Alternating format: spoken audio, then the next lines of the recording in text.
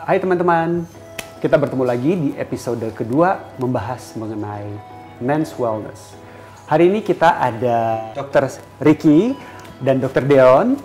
Dr. Ricky itu adalah dokter spesialis kulit dan kelamin. Dr. Deon is an aesthetic and wellness physician yang sudah berpraktek di Mahari selama beberapa tahun terakhir. Jadi hari ini topiknya itu kan sangat menarik ya, mengenai kebotakan. Harus kita kenali dulu ya, Dr. Ricky ya. Sebenarnya kalau kita ngomong tentang hair loss atau kebotakan, itu ada apa aja sih tipenya? Oke, nah untuk kalian semua yang sering mengalami kebotakan rambut ataupun hair loss, kita harus tahu dulu kira-kira penyebab dari hair loss itu apa. Hair loss yang paling sering pada pria maupun perempuan itu biasanya male pattern baldness atau female pattern baldness. Itu satu. Lalu juga ada yang alopecia areata, di mana terjadi kebotakan yang seceplok-seceplok ya, yang benar-benar di satu area saja botaknya. Bisa juga ada disebabkan oleh dermatitis seborrhoid atau ketombe. Nah, dan juga bisa disebabkan oleh perubahan sistem fisiologi dari tubuh, seperti misalnya demam ataupun dalam keadaan stres, di mana rambut kita menjadi cepat rontok. Di luar dari itu ada nggak sih beberapa kondisi atau mungkin penyakit ya yang biasa itu kita asosiasikan dengan kebotakan? Jadi sebenarnya masalah utamanya ada penyakitnya, namun tampilannya itu menjadi seperti botak ya, Dokter? Betul. Beberapa penyakit yang misalnya karena ada infeksi virus, bakteri ataupun jamur bisa menyebabkan kebotakan. Salah satunya adalah jamur kulit kepala, di mana kulit menjadi gatal dan terjadi kebotakan. Dan juga ada sifilis yang merupakan infeksi menular seksual, di mana manifestasi dari gejalanya bisa menyerupai kebotakan. Cukup banyak ya ternyata ya. Jadi nggak semua kebotakan itu adalah sama ya, harus kita kenali perubahannya. Nah, jadi kan hari ini in spesifik kita membicarakan tentang male pattern baldness, karena mungkin menurut pengalaman Dr. Deon praktek di sini banyak sekali pasien-pasien yang betul banget, lumayan banget pasien-pasien yang mengalami masalah rontok rambut atau mulai botak di usia yang bahkan muda ya, Dok ya. Dan kebanyakan itu pria yang datang ya. Yes, betul banget. So my question is, because we're talking about men's wellness dan ini adalah salah satu alasan yang banyak sekali dikeluhkan oleh pria yang datang ke Maharis Clinic, why does it happen to men?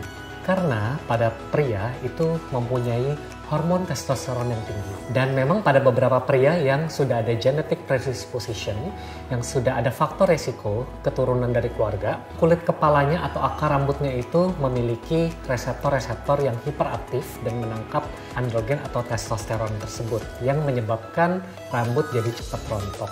Nah, satu orang beda ke orang yang lainnya, ada yang rambutnya tebal, ada yang rambutnya tipis, ada yang cepat rontok, itu karena genetik dan juga gaya hidup serta nutrisi. Oke, nah jadi kalau pasien udah mengalami kebotakan, biasanya kan kalau baru hair loss, rontok sedikit-sedikit itu kan males ya langsung ke dokter. Ada nggak sih yang bisa dikerjakan oleh pasien di rumah yang secara aman dan bisa membantu kerontokan mereka? Oke. First, kalau misalnya udah merasa rambutnya rontok, kita bisa melakukan change of lifestyle. Jadi lifestyle kita rubah. Salah satunya adalah dengan olahraga teratur yang direkomendasikan, yaitu 3 kali dalam seminggu. Olahraga yang terlalu berat pun juga bisa mencetuskan kerontokan rambut, atau losing weight yang terlalu cepat, terlalu banyak juga bisa menyebabkan kerontokan rambut. Jadi exercise in moderation, secukupnya aja. Gitu.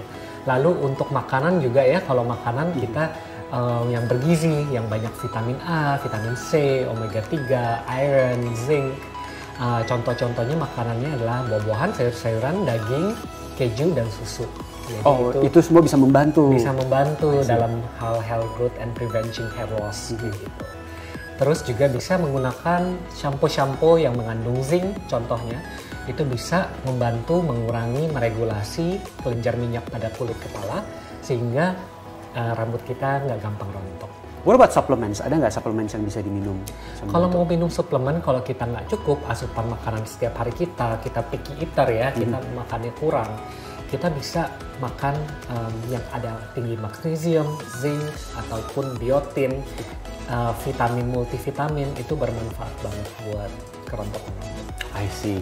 Oke, jadi kalau teman-teman belum mau ke dokter, those are the things that you can do.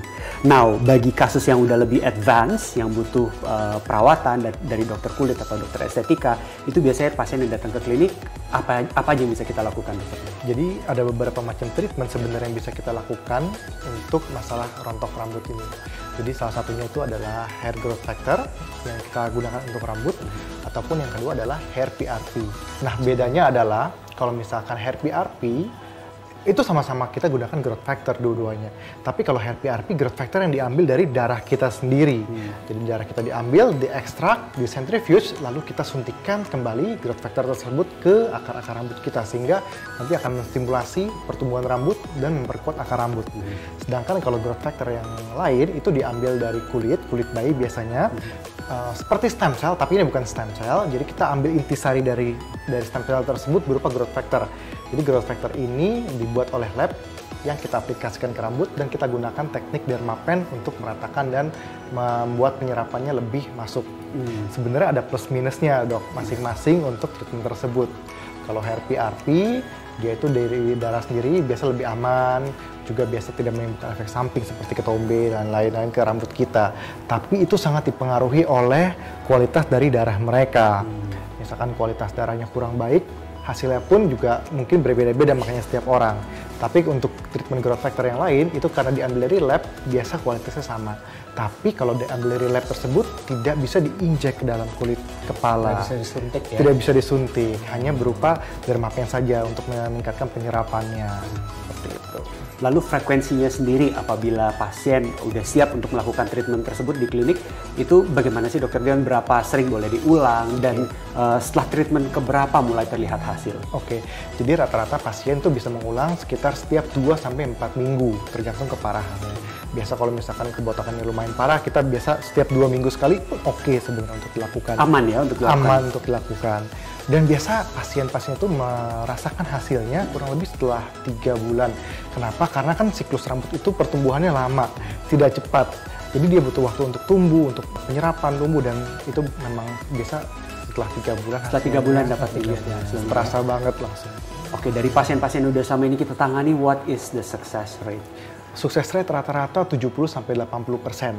Maksud saya adalah semua orang pasti merasakan efek positif, tapi seberapa persen improvementnya itu setiap orang berbeda. Rata-rata itu 70-80%. Nah, di situ adalah pentingnya pada saat teman-teman datang itu kita analisa apakah memang baldness-nya atau kerontokan yang terjadi itu dapat kita tangani dengan treatment-treatment yang ada, atau ada masalah medis lain yang non-fisiologis yang harus kita benahi juga ya, dokter Riki ya? Jadi kalau misalnya kita male pattern baldness itu sebenarnya khas banget ya. Dia mulainya dari depan, dari crown bagian depan dan dari bagian atas. Jadi lama-lama pertamanya dari depan dan dari atas, lama-lama dia bergabung sehingga botak semua. Jadi itu khas banget buat male pattern baldness. Selain dari PRP dan growth factor, ada treatment lainkah yang bisa kita kerjakan? Kita bisa lakukan dengan laser ya. Kita bisa laser dengan low light laser atau helium laser. Jadi di mana laser tersebut, sinar tersebut dapat menstimulasi reepitelisasi, penyembuhan luka, dan melancarkan peredaran darah. Sehingga dengan bagusnya peredaran darah di kulit kepala kita, growth factor dan pertumbuhan rambut akan lebih bagus.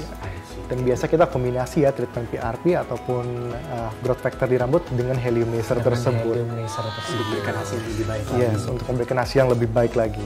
Oke, now we have talked about all the treatments that you can do in clinic. Adakah treatment lain yang pasien dapat dilakukan sendiri di bawah pengawasan dokter di rumah? Nah, kalau udah ke dokter, biasanya dokter bisa meresepkan beberapa perawatan yang bisa kita lakukan di rumah. Salah satunya adalah hair serum. Biasanya hair serum ini isinya ada minoxidils, ada biotin, ada ginkgo biloba gitu ya. Itu biasa dipakai setelah keramas sehari 2 kali. Nah, minoxidil sendiri ada yang 4%, ada yang 2%. Kalau misalnya yang 2% biasanya buat perempuan boleh pakai, masih aman. Tapi kalau misalnya untuk laki-laki boleh 4 atau 5% kayak gitu.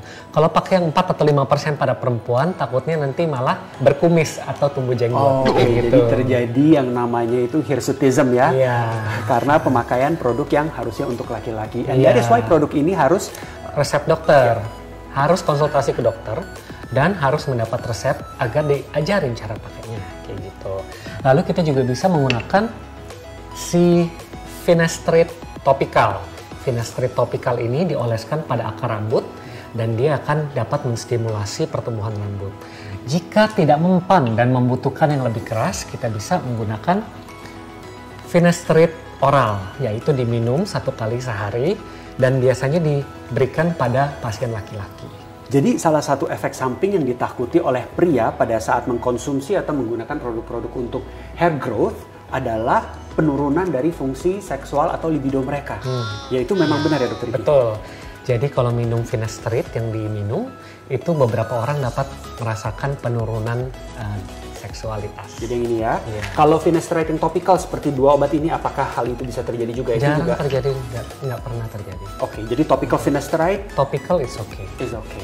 Oke, jadi kalau ada teman-teman yang menyaksikan dan masih memiliki kekhawatiran atau pertanyaan yang lebih lanjut mengenai libido and sexual performance, bisa cek episode pertama dari Men's Wellness Vlog kita ya. Yep, kita betul. ada bincang-bincang dengan Dr. Wempi Supit, spesialis urologi mengenai men's vitality and virility. Oke, jadi sekian perbincangan kita mengenai male pattern baldness. Kalau teman-teman masih ada pertanyaan, please leave them at the comments below. Dr. Deon, Dr. Riki, dan saya sendiri akan menjawab pertanyaan tersebut. Please like and subscribe and do share this video to your loved ones if you find this clip to be useful for someone that you know. Thank you for watching. Bye. Bye.